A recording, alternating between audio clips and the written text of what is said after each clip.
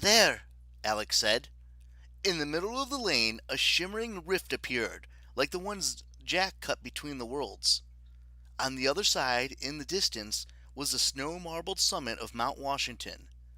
Then the portal burned away. The golden light faded around us, leaving a regular lane of bowling pins at the end, just as it had looked before. Alex pulled her hand away. She quickly wiped away a tear. Did we do it? I wasn't sure what to say. Insignificant mortals! Ukard Loki interrupted. What was that?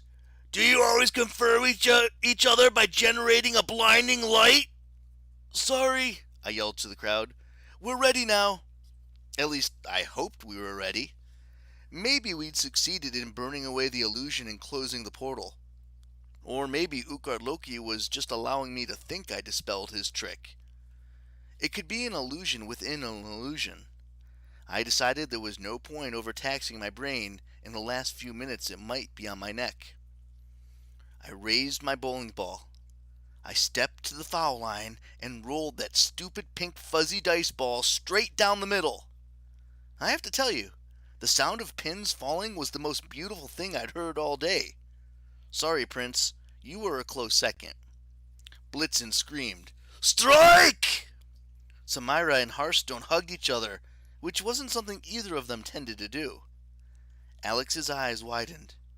It worked? It worked? I grinned at her. Now all you have to do is knock down all your pins and we tie. Do you have any shape-shifting form that could? Oh, don't worry. Her wicked smile was 100% from her mother, Loki. I've got it covered. She grew to immense size, her arms morphing into thick forelegs, her skin turning wrinkled gray, her nose elongating into a 20-foot trunk. Alex was now an African bush elephant, though one confused giant in the back of the room screamed, She's a cat! Alex picked up the bowling ball with her trunk. She stormed the foul line and hurled the ball, stomping with all of her weight and shaking the entire alley. Not only did her bowling ball knock down the pins, the force of her stomping obliterated the pins in all 12 lanes, making Alex the first elephant in history, as far as I knew, to score a perfect 300, 12 strikes, with only one throw.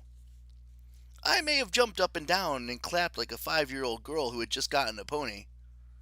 What did I say about not judging? Sam, Hearth, and Blitz rushed us and tackled us in a big group hug, while the crowd of giants looked on sourly. Herg and Blurg threw down their football helmets. They can't beat that score, Herg wailed. Just take our heads. The mortals are cheaters, Tiny complained. First they shrunk my bag and insulted Elvis. Now they have dishonored the turkey bowlers. The giants began to advance on us. Hold! Utgard Loki raised his arms.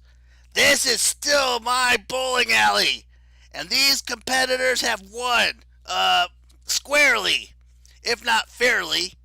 He turned to us. The normal prize is yours. Would you like the severed heads of Herg and Blurg? Alex and I looked at each other. We tactically agreed that severed heads really wouldn't go with the decor in our hotel rooms. Utgard Loki, I said, all we want is information you promised. The king faced the crowd. He spread his palms like, what are you going to do? My friends, you must admit these mortals have spunk.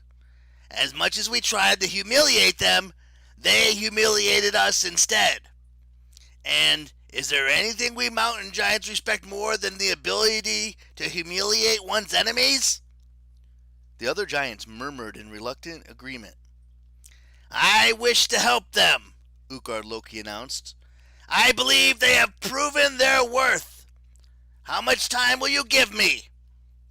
I didn't quite understand the question, but the giants muttering among themselves. Tiny stepped forward. I say 5 minutes. All in favor? Aye! Shouted the crowd. Utgard Loki bowed. More than fair. Come, my guests, let's talk outside. As he steered us through the bar and out the front doors, I said, what happens after 5 minutes? Ukar Loki smiled. Oh, then my liegemen are free to chase you down and kill you. You did humiliate them after all. End of chapter 42.